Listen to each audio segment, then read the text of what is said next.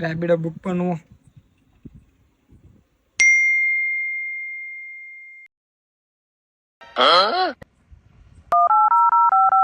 Hello, எங்கே sir இருக்கீங்க?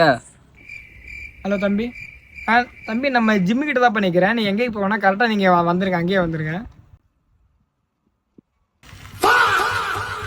நான் ஓடிபிண்ணா. ஒரு சொல்லுதா 8787. ஐயோ, இன்னைக்கு பொழுதுவே கூடாதாண்ணா? ஆமாம் தம்பி, நீங்கள் எப்படி வீட்டில் சிங்கிளா இல்லை எல்லாம் இருக்காங்களா? நம்ம எப்பயுமே சிங்கிள் தானா.